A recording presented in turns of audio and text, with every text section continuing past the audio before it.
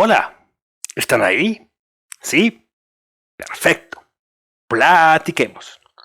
Platiquemos ahora sobre el numeral 30 del Catecismo de la Iglesia Católica.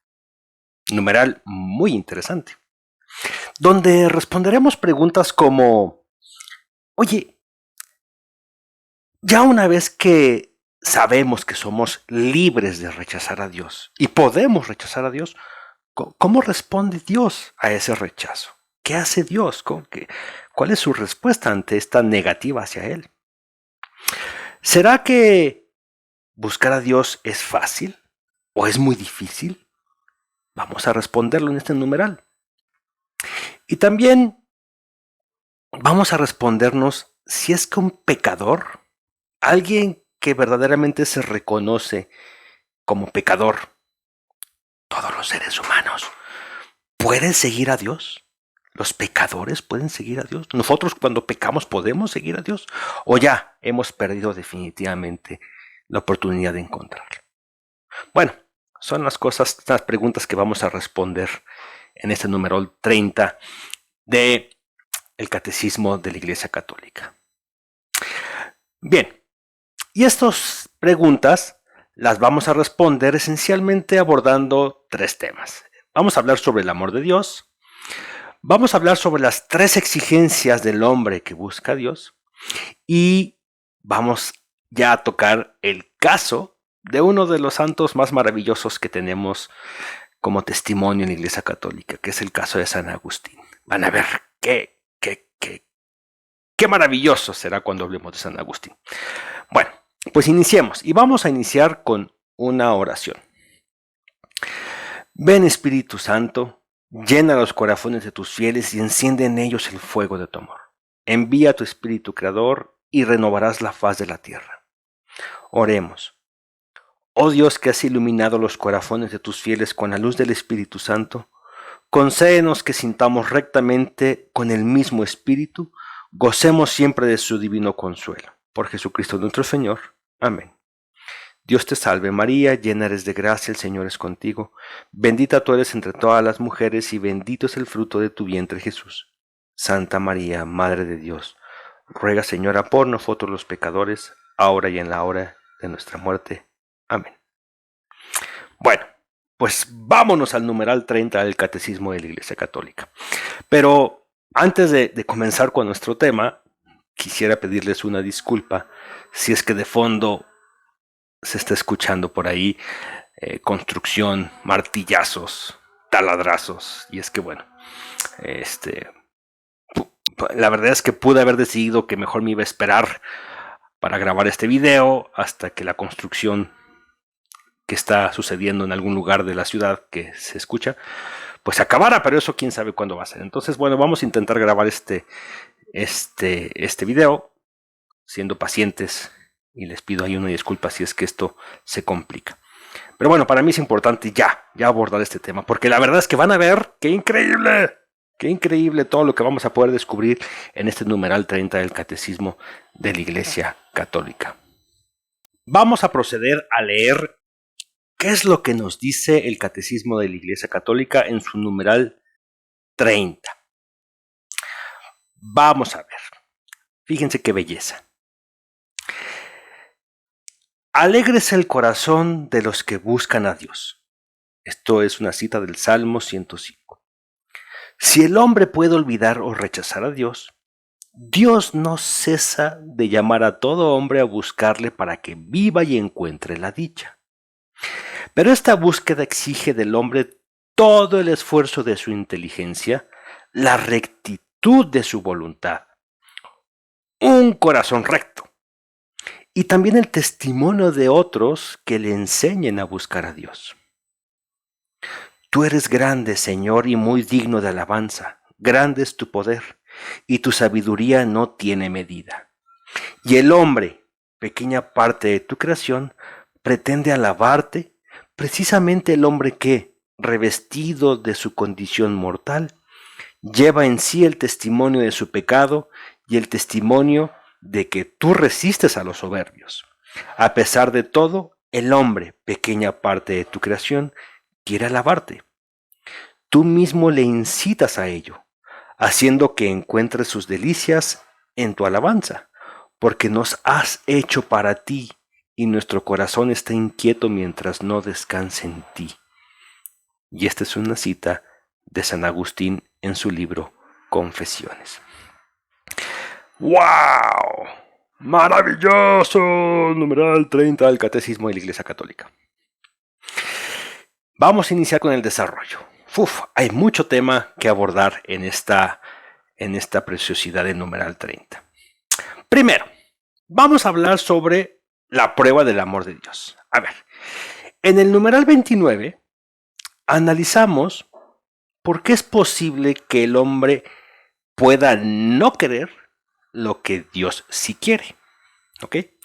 Es decir, esto ya pueden ver ustedes ahí el numeral 29, en eso abordamos, pero sí, la respuesta es que sí se puede. Tú puedes rechazar, olvidar o explícitamente decirle a Dios, no, gracias. Y también vimos que esto no es un error.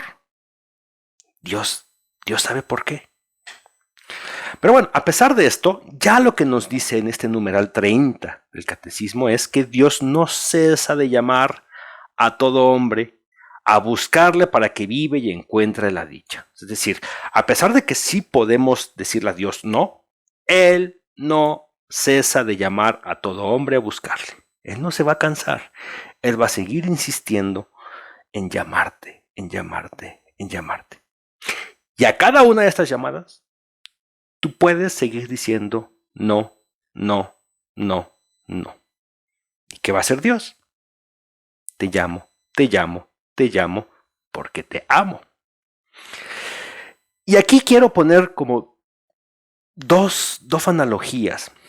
En algún momento del pasado, no recuerdo de dónde, pero escuché esta cita. Hablaba del amor de Dios.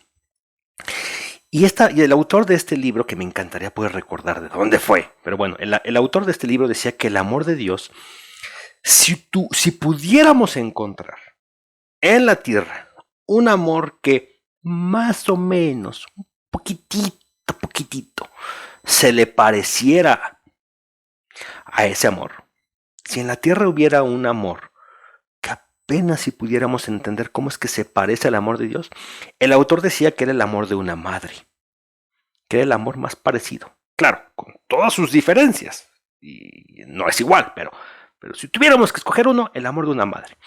Y es que el autor, me acuerdo que decía que el tema del amor maternal tiene como esta cosa especial de la incondicionalidad. El amor de una madre, dado su carácter de que es incondicional, es el amor que más se le podría asemejar al amor de Dios a la humanidad. Repito, apenas si se le podría asemejar, pero es el dentro de la tierra, en la humanidad, es el que más se le podría parecer. Porque parece que una madre lo que nos dice todo el tiempo es te amo sin pedir nada a cambio. Y esto lo vemos, sabemos que una madre está ahí, dale. Y a veces los hijos somos ingratos con la mamá, a veces no la vamos a visitar, a veces nos portamos mal, a veces simplemente no hacemos honor a su nombre, a su apellido, y ahí estamos equivocándonos, fallando. ¿Y qué hace una mamá? Ahí está la mamá, ahí está, te quiero, voy a estar contigo. Parece que no nos pide nada a cambio. Y además una madre parece que es como este ser que es capaz de entregar mucho más fácil la vida por un hijo de lo que lo pueden hacer otras personas. Bueno, pero también hablamos del amor de un padre. Pero el amor del padre tiene una característica diferente, ¿no? Si en el tema de la madre lo que podríamos decir que sobresale es el tema de la incondicionalidad, en el amor de un padre parece que el carácter que surge es el de la exigencia. Los padres suelen ser exigentes, son los que piden excelencia, son los que entrenan, son los que piden mejora. A veces los papás son más duros, son más fríos porque están buscando que te mejores, te ponen una resistencia porque en la resistencia te vuelves fuerte. Bueno, en el amor de un padre, dado su carácter de exigencia hacia la excelencia, no exigencia por exigencia, sino te exijo porque quiero que te mejores, también se refleja algo el amor de Dios, ¿no? También algo un poco. Dios también tiene este carácter de exigirnos. ¿Por qué? porque te amo, te exijo el esfuerzo. Entonces, si bien en la madre podemos encontrar te amo sin pedir nada a cambio, y así vemos un poquito cómo podría llegar a ser el amor de Dios. En el amor de un padre también encontramos que es, a ver, porque te amo, es que te exijo esfuerzo, porque quiero mejorarte. Y entonces, cuando hablamos de que Dios es un padre que nos exige, es un padre que dice, a ver, hagas lo que hagas, yo ahí voy a estar, ¿no? Y entonces en este numeral 30 se nos dice, a ver, ¿qué pasa cuando nosotros rechazamos a Dios?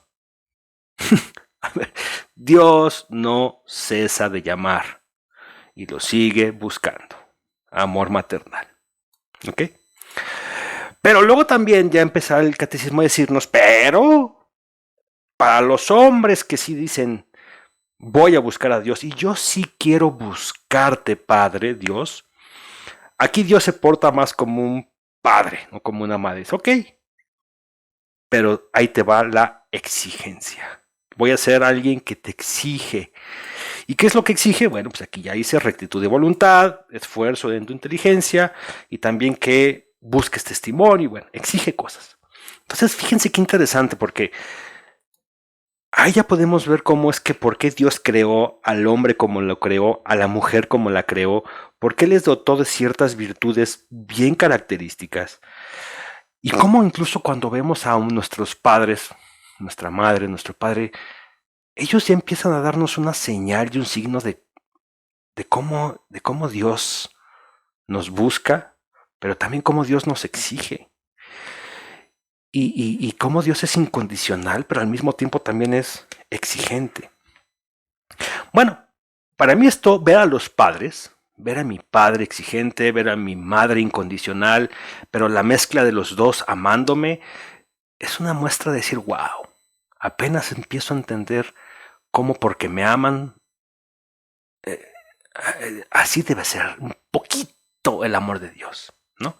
Pero el hecho de que ellos me amen a mí y que ellos fueron creados por Dios, para mí ya para mí mis padres son una prueba de que el amor existe y de cómo debe ser el amor entendido desde la perspectiva de quien creó al padre y a la madre en el mundo. Bueno, aquí dejamos este tema porque ya luego en su momento en otros numerales vamos a abordar sobre cómo es que Dios amó al mundo y cómo es que lo ama infinitamente. Pero bueno, hablemos ahora, concentrémonos en la parte del amor paternal, o sea, del amor de Dios como alguien que nos exige. Entonces, dice el catecismo, a ver, ok, ¿vas a buscar a Dios? A ver, esta búsqueda no va a ser fácil, no va a ser sencilla, y Dios tiene exigencias. La búsqueda de Dios exige del hombre esfuerzo de su inteligencia, rectitud de su voluntad, un corazón recto y también un testimonio de otros que le enseñen a buscar a Dios. Son la cita que extraemos del catecismo. Vamos a hablar de estas tres exigencias: esfuerzo, rectitud y testimonio. Dice, ¿quieres seguir a Dios? Ahí están las tres cosas que se te piden. Oye, pero entonces resulta que requiere esfuerzo, no va a ser fácil, necesito el testimonio, dar testimonio y además buscar testimonio y tengo que estarme corrigiendo todo el tiempo y esforzándome intelectualmente. Oye, pues ¿no será que luego también por eso muchos desisten de buscar a Dios? Porque es más fácil no buscarlo, es más cómodo no buscar a Dios.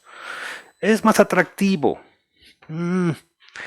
Pero como dice mi esposa, y es algo que le decimos a mis hijos, lo fácil todos, lo difícil pocos. Y aquí el tema es que dice Dios, sí, este es el camino. El camino va a requerir esfuerzo, rectitud y testimonio. Pero por algo va a ser así. No es mero capricho de Dios. ¿Qué es lo que pasa cuando alguien se esfuerza, cuando alguien intenta rectificarse y cuando alguien empieza a observar el testimonio positivo de otros? Vamos a ver cómo vamos a desmenuzar estos tres exigencias de Dios hacia los hombres que lo buscan. Primero hablemos del esfuerzo. Esfuerzo viene del latín fortis, fuerte, que, si vamos al diccionario, se define como la acción de poner ahínco, fuerza de voluntad, contra una resistencia o adversidad. ¿Okay? Entonces, alguien que se vuelve fuerte es alguien que encuentra una resistencia y pone cierta ahínco para vencer esa resistencia. Pero, ¿qué pasa cada vez que tú vences una resistencia? Cada vez que se presenta una resistencia, ya sea física, intelectual, emocional, pones fuerza y vences esa resistencia. En el esfuerzo físico, ¿qué es lo que pasa cuando tú levantas una pesa que te pone resistencia ¡pah! Y la logras levantar? Bueno, el esfuerzo físico produce fuerza muscular. Cada vez que nos esforzamos físicamente, el músculo crece y nos volvemos fuertes físicamente hablando. Pero también, ¿qué pasa cuando haces un esfuerzo mental? Cuando hay un problema complicado de resolver, cuando hay un libro grande que tenemos que leer, cuando tenemos que entender un concepto complejo y hacemos este esfuerzo intelectual por tratar de resolverlo, de entenderlo, de hacerlo nuestro, que no es sencillo. Bueno, eso produce una fuerza intelectual, te vas volviendo cada vez más intelectualmente fuerte. Venciendo resistencias intelectuales, te vuelves intelectualmente cada vez más fuerte. ¿Qué pasa cuando haces un esfuerzo ético? O sea, cuando te encuentras una resistencia de decir, híjoles, qué tentador es quitarle ese dinero que está ahí y que nadie me está viendo. Oye, qué tentador es ser infiel. Qué tentador es, híjole, mentir o hablar mal de alguien. Y nos resistimos a hacerlo, y nos resistimos a no caer, nos resistimos a seguir siendo fiel en el matrimonio, nos resistimos a no mentir, nos resistimos a no robar. Híjole, ¿qué pasa después? ¿Cuál es el resultado de hacer ese esfuerzo para resistirnos a eso? Sí, fuerza moral. Entonces, fíjense cómo es que la resistencia que vencemos a través de la fuerza nos vuelve cada vez más fuertes. Fuertes físicamente, fuertes intelectualmente, fuertes moralmente.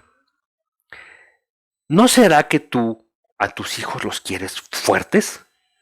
A tus hijos quieres que sean fuertes físicamente hablando, fuertes intelectualmente hablando, fuertes moralmente hablando. Bueno, los psicólogos saben, los que se dedican a temas de pedagogía, que si tú quieres volver fuerte a tu hijo, una de las cosas que debes hacer es ponerles resistencias. Resistencias controladas que ellos van a encargarse de ir venciendo y venciendo y venciendo, pero que en ese vencer esas resistencias se van volviendo fuertes. Entonces, por lo tanto, si Dios desea que desarrollemos fuerza espiritual para poder llegar a Él, será obvio que el camino para alcanzar dicha fuerza pasará por tener que aplicar esfuerzo en ese mismo sentido. Yo quiero que mis hijos sean fuertes. Por lo tanto, necesito proponerles ciertas resistencias. Cuando veo que vencen esas resistencias y veo que se van volviendo fuertes, digo, wow, qué orgullo siento. Mi hijo está mejorando.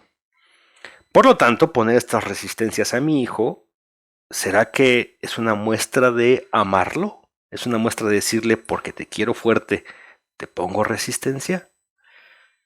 Híjole, qué interesante. ¿Cómo es que lo que bajo una perspectiva podríamos considerar como un obstáculo, como un problema, como una situación que no queremos, no deseable, desde la perspectiva de alguien que la pone de manera controlada, de manera bien medida, de manera porque te quiere crecer, te quiere ver crecer, te quiere hacer que te vuelvas fuerte, en realidad se transforma en un acto de amor. Te quiero volver fuerte, te quiero volver independiente. Entonces, más que resolverte la vida, desarrollo tu fuerza intelectual, física, moral y sobre todo espiritual. Qué padre, ¿no? Entonces ahora entendemos por qué Dios dice, vas a caminar hacia mí, me vas a buscar, el camino no va a ser fácil, pero si lo recorres, te vas a volver fuerte. te quiero fuerte. Porque te amo, te voy a pedir esfuerzo. ¡Wow! Bueno, ahora vámonos con la parte... bueno, y aquí fíjense, ya voy a empezar a agregar a partir de este video y en adelante, en los que ya se vea que es oportuno, acciones concretas. ¿Qué cosas específicas puedes hacer ya terminando este video para poner en práctica lo que vayamos aprendiendo en este catecismo? Entonces, en el tema del esfuerzo, agenda tiempo para estudiar y enseñar el catecismo. Fíjate, estudiar y enseñar el catecismo. Oye, que no tengo tiempo, que tengo trabajo, que mi familia, que me exige... no va a ser fácil. Acuérdate, tu mente te va a decir no. Es más fácil no estudiarlo. Acomódate a ver televisión.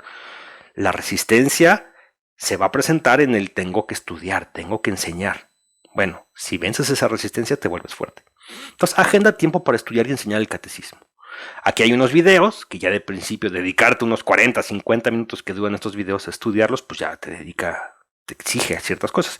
Y también lee y estudia la Biblia.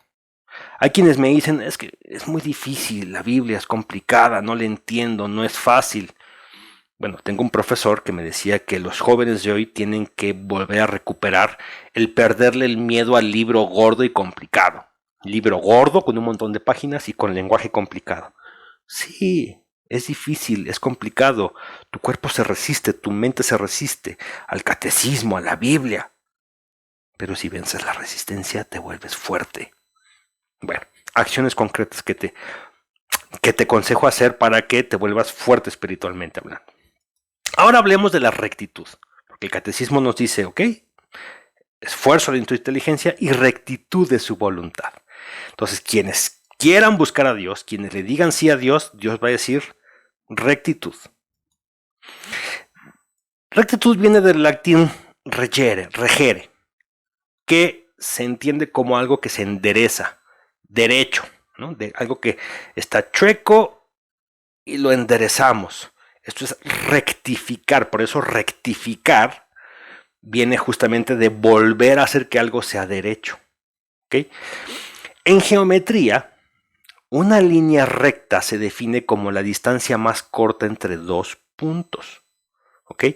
Si yo quiero unir este punto con este punto en la distancia más corta posible, la única opción que voy a poder hacer es línea recta. Cualquier desviación ya no es recta. Ahora es quebrada, es curva, pero ya es más larga. ¿Ok? Ya hay más distancia que hay que recorrer. La distancia más corta entre un punto A y un punto B se llama línea recta. Bueno, utilizar el camino más recto, más corto entre nosotros y nuestra meta, regresar a Dios, es lo que Dios nos está pidiendo. Es decir, no te compliques, no te desvíes, no te vayas a lugares en donde yo no estoy. ¿Para qué buscar allá en el New Age? ¿Para qué buscar en las sectas? ¿Para qué salirte de la iglesia? ¿Para qué buscar a ver, el camino es sencillo, aquí está. Bueno, sencillo no porque sea fácil, sino es obvio. O sea, aquí está la Iglesia Católica. La Iglesia Católica, los sacramentos, ya van a presentar el camino más corto. Decía Carlo Acutis, el beato Carlo Acutis, que la Eucaristía es la autopista al cielo. A ver, ahí está la Eucaristía. Entonces, ¿para qué buscas en otro lado? Entonces, rectificar justamente viene de, a ver, regresa al camino que ya está obviamente diseñado para regresar a Dios. La voluntad sirve para hacer y rectificar. O sea, la voluntad no nada más es un instrumento que Dios nos da para poder hacer cosas, ¿no? La voluntad de hacer. No, también la voluntad hay que enseñarle a hacer y hacerlas bien. La corrección, enderezar las cosas para que siempre se ajusten al modelo ideal, y el modelo ideal siempre es Dios. Entonces, corregir según un punto de referencia, ¿no? O sea, si ya tenemos un modelo y tenemos que copiar ese modelo, todo aquello que le quite a este modelo que estamos intentando hacer algo que no haga que se parezca a este modelo, pues es rectificar. Oye, esta mano no va aquí, este dedo no va aquí, estoy rectificando para que se parezca a este modelo. Bueno, si el modelo es Dios, todo aquello que nos ayuda a parecernos, a entender cómo es Él, a regresar a ser su imagen, no a ser dioses, ojo, a volver a entender cómo es que Dios quiere que sea, el modelo que Él nos propone, Cristo, Eso se llama rectificar. ¿Ok? Bueno, entonces acciones concretas para hablar de la rectitud que se nos pide. Ten un método de planeación, evaluación y rectificación del día.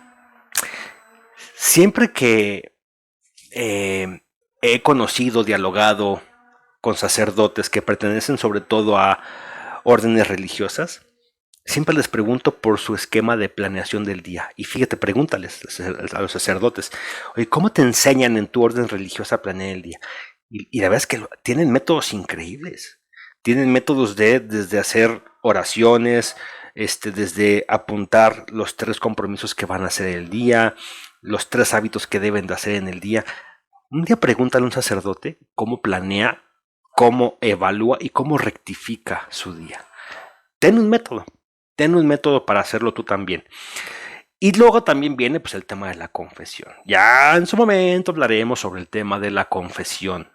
Ya el catecismo va a hablar muchísimo sobre lo que es la confesión. Pero, de principio, si tú quieres tener un alma recta, que vaya rectificándose, que vaya corrigiendo cada vez para llegar más a Dios, confiésate cada 3 o 4 semanas. Póntelo como meta. Bueno, eso en cuanto al tema de rectitud. Ahora hablemos sobre el tema del testimonio. Acuérdense que el catecismo también nos dice, para buscar a Dios, ya dijiste que quieres buscar a Dios, perfecto. Busca el testimonio. Busca el testimonio de otros que te van a enseñar a buscar a Dios. Y en el tema de testimonio, fíjense, yo he escuchado personas, y recuerdo concretamente a una amiga que me decía, yo me alejé de la iglesia católica porque observé la forma de actuar de algunos católicos y no me convencieron. O sea, ella se alejó porque el testimonio incorrecto de algunos católicos o gente que se decía ser católica, pues no la convencía. Y yo me acuerdo que yo le respondí, le dije, mira qué coincidencia, porque de hecho yo me he acercado mucho más a mi iglesia católica gracias al testimonio que observé de algunos católicos buenos, coherentes, positivos. Entonces también el tema es en dónde buscas. Siempre buscar los casos negativos, los casos de escándalo, pues va a ser más atractivo que buscar los buenos testimonios. Entonces, a ver, Dios no nos creó solos y buscar testimonios positivos es tan importante como darlos. Se habla mucho de que hay que dar testimonio, tú tienes que ser el testimonio de tus hijos, ok, pero también tienes que buscar testimonios.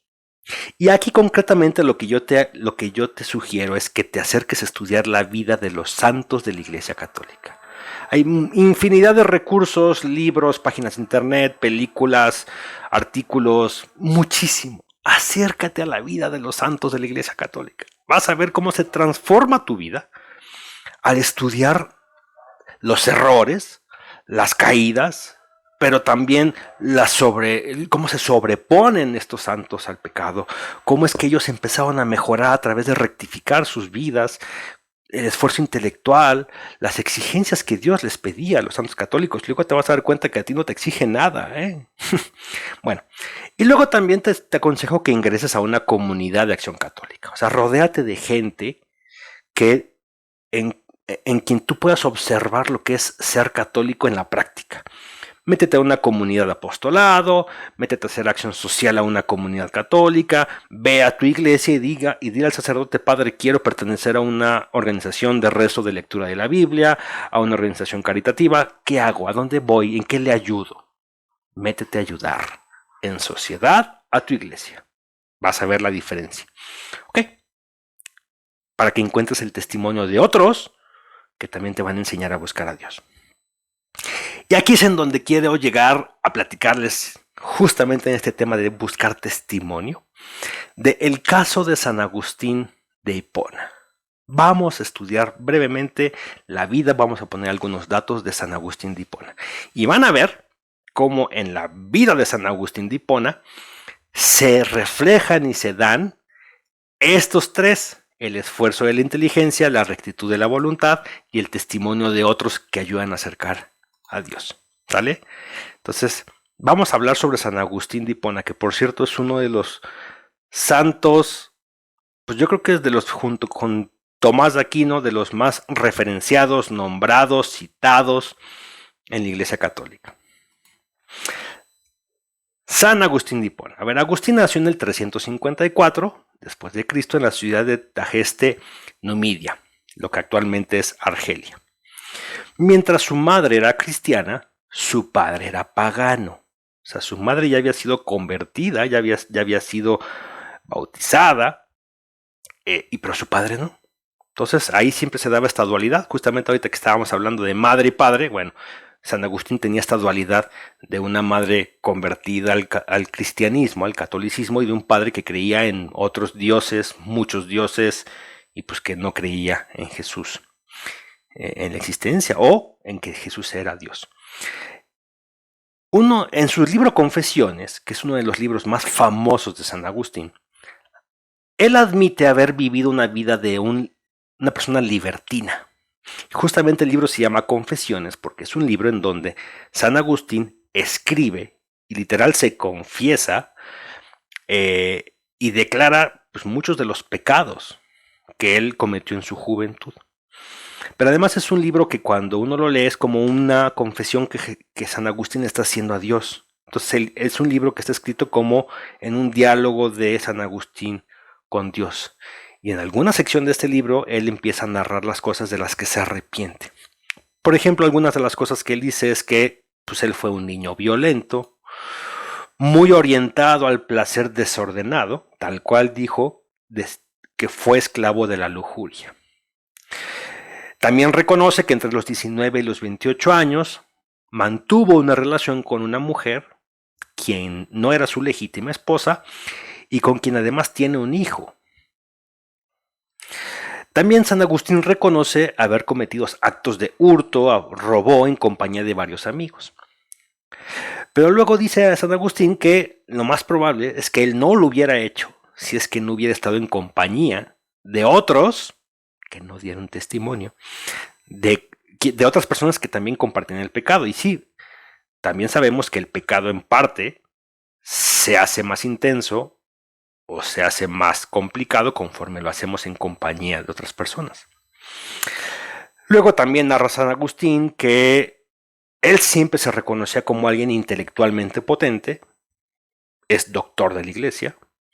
Bueno, su alta capacidad intelectual lo llevó a tener sentimientos de orgullo propio, pero desordenados. O sea, en algún momento San Agustín dijo, a ver, yo aquí soy la última, bueno, no había Coca-Colas, pero la última Coca-Cola del desierto. Yo soy intelectualmente potente, yo conozco mucho, yo. También él reconoce que le gustaba la lectura profana.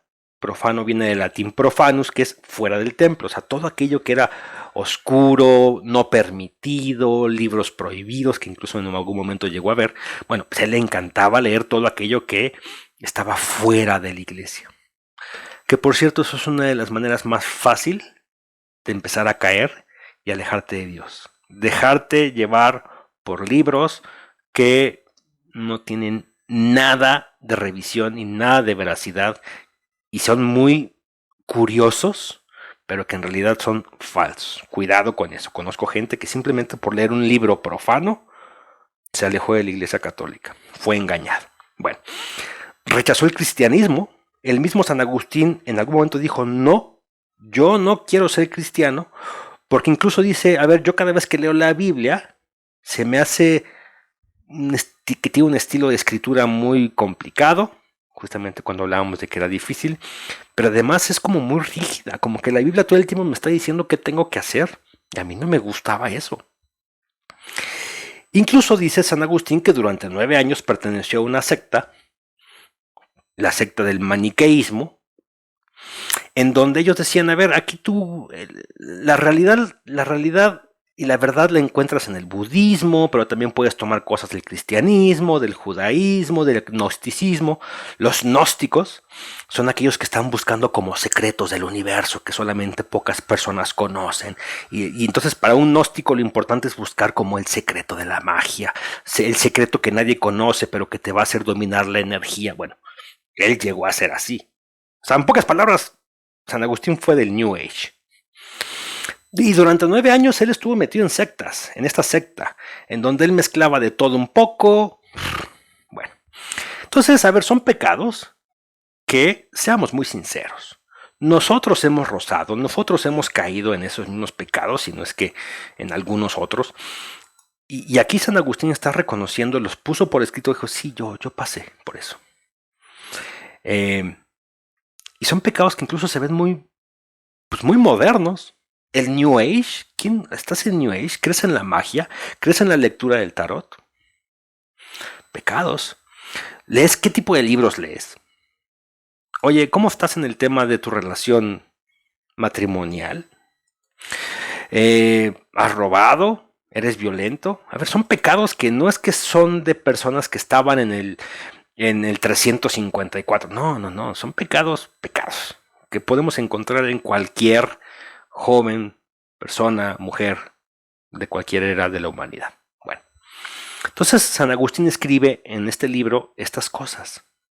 Evidentemente él ya los escribe cuando él dice me arrepiento de todo lo que hice, no sabía que estaba mal. Y de hecho en su libro él escribe en una técnica muy de perdón, Dios en verdad no sabía, discúlpame.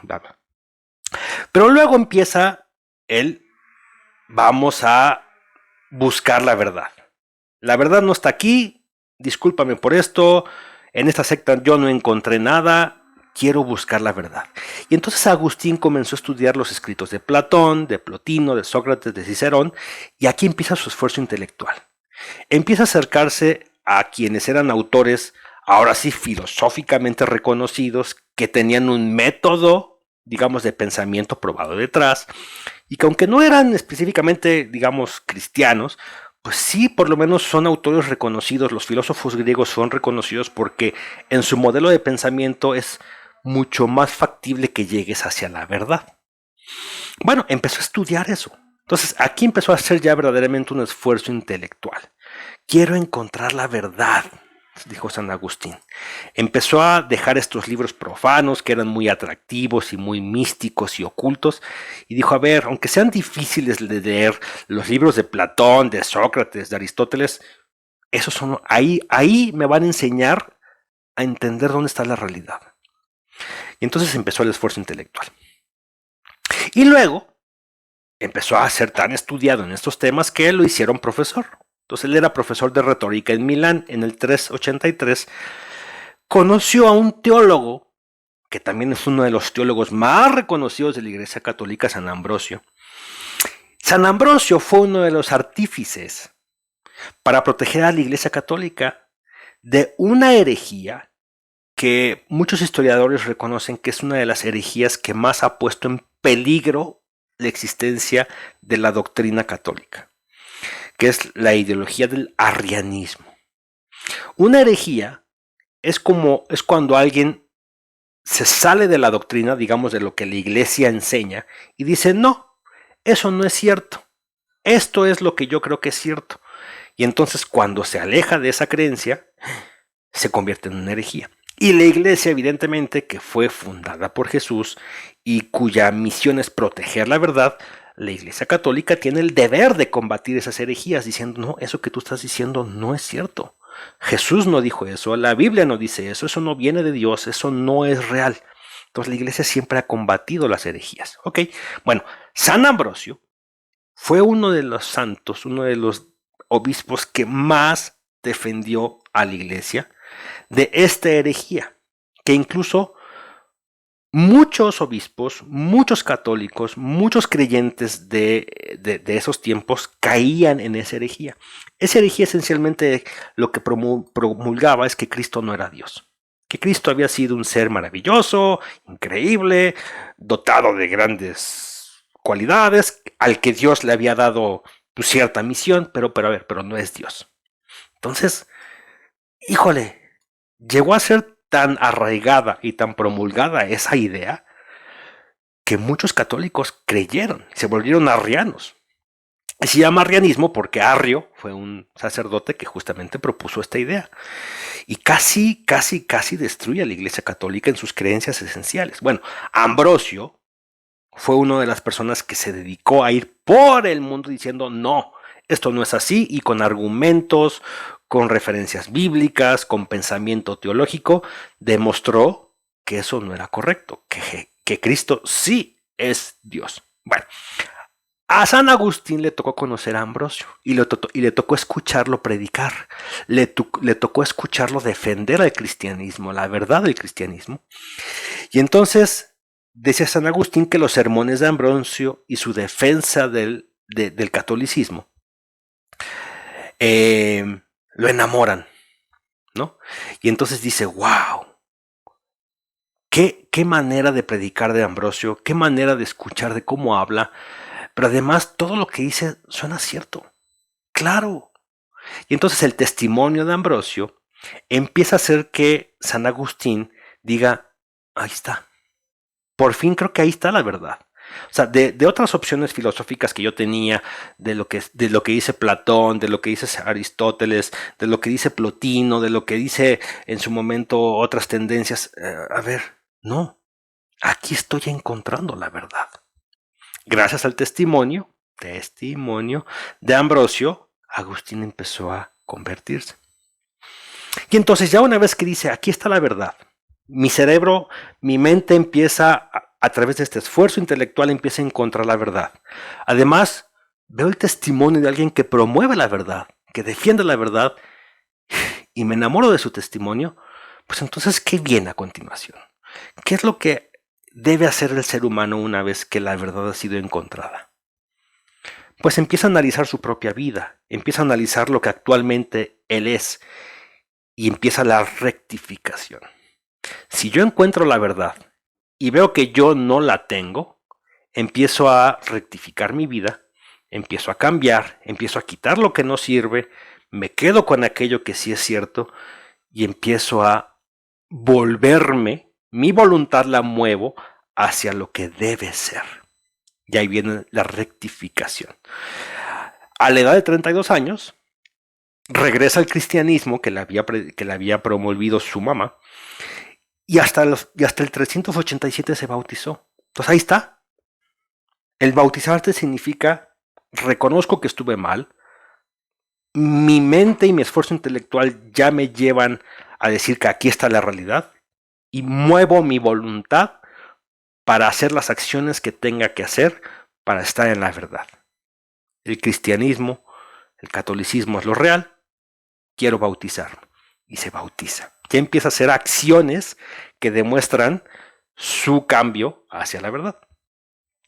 Viajó a Hipona, el norte de África, y ahí, pues ya una vez bautizado, convertido, enamorado de Cristo, él se ordena sacerdote, quiere dedicar su vida a la verdad, a promover, a hacer lo mismo que Ambrosio hacía, y entonces se vuelve sacerdote y llega a ser obispo de Hipona en el año 395. O sea, fíjate, de aquel niño violento, lujurioso, pecador, ratero, ya tenemos ahora a un obispo de Hipona, un obispo. O sea, un obispo es la figura más alta en la jerarquía católica. Ya como obispo, ya como católico, ya como creyente, como defensor de la verdad, es que empieza a escribir su libro más famoso, Confesiones.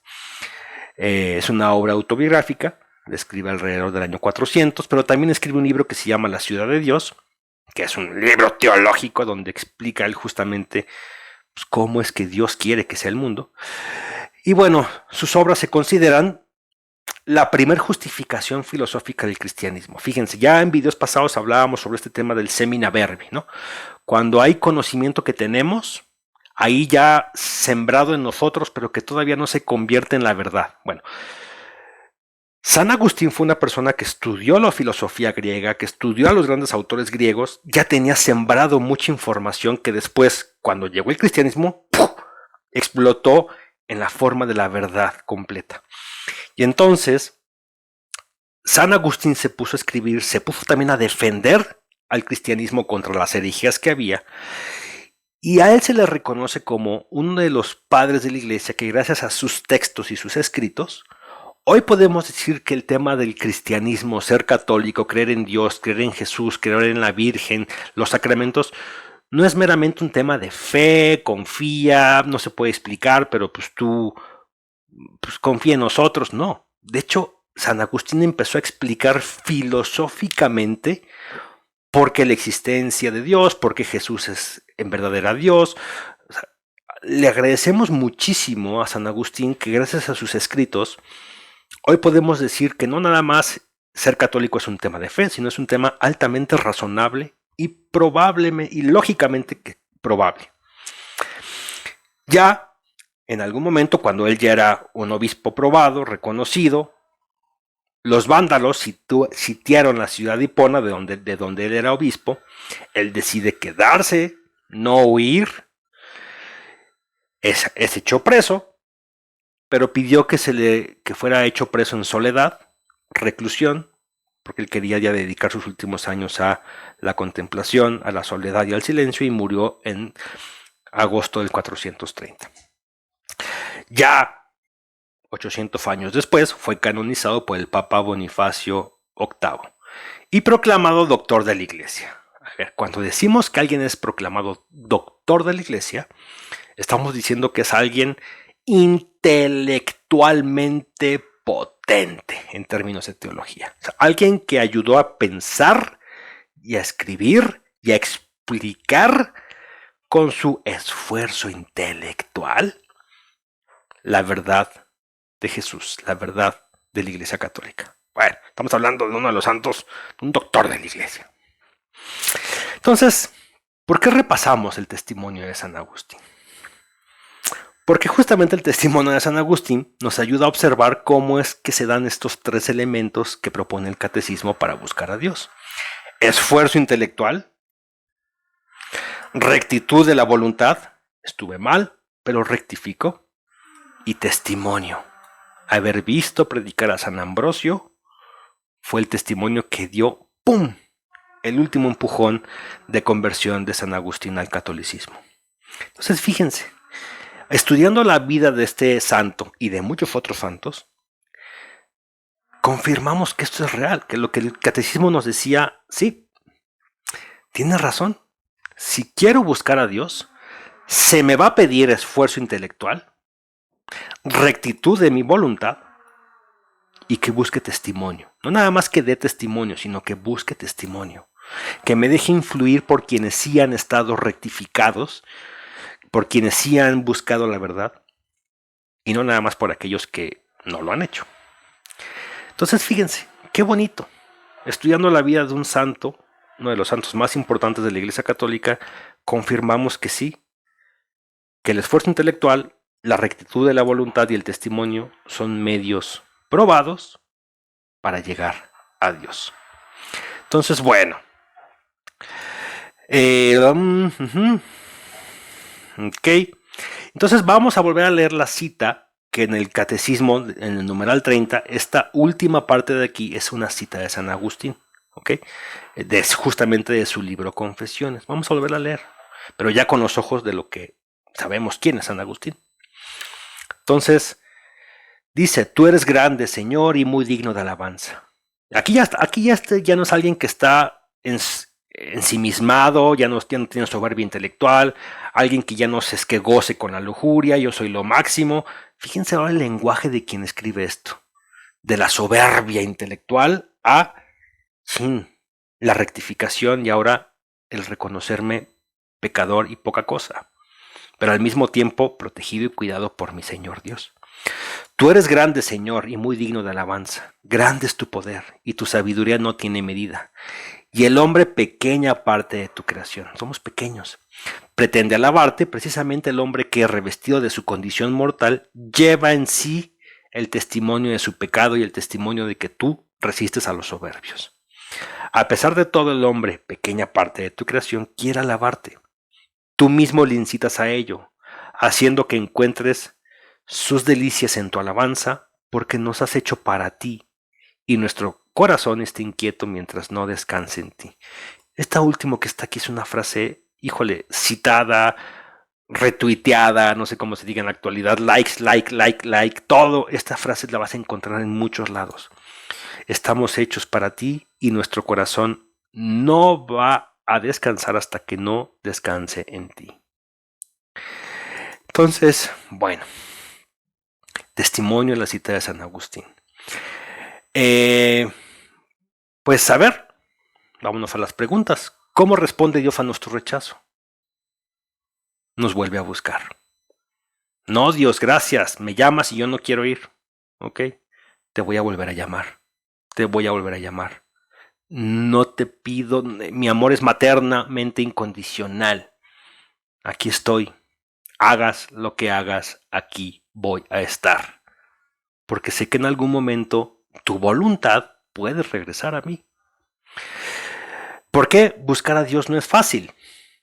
Porque Dios nos quiere exigir amor paternal. Dios nos quiere exigir, porque en la exigencia nos volvemos fuertes. A ver, del niño soberbio, que era San Agustín, del niño débil, enojón, lujurioso, ratero, débil, al doctor de la iglesia, San Agustín, obispo de Hipona, defensor de la verdad. Esa distancia se consiguió gracias a la exigencia de búsqueda de la verdad. O sea, Dios no iba a conseguir a este santo así como por arte de magia. A ver, San Agustín, rectifica. A ver, Agustín, cambia. Arrepiéntate. A ver, busca, estudia. Y vas a ver cómo al final lo fuerte que vas a ser. San Agustín de Hipona. ¿Por qué buscar a Dios no es fácil? Porque nos quiere volver fuertes. ¿Puede un pecador seguir a Dios? Claro, claro. No conozco a alguien, no conozco a un enfermo que no necesite, que un doctor no lo pueda ayudar. Ya lo dijo Jesús, yo he venido aquí para sanar a los enfermos.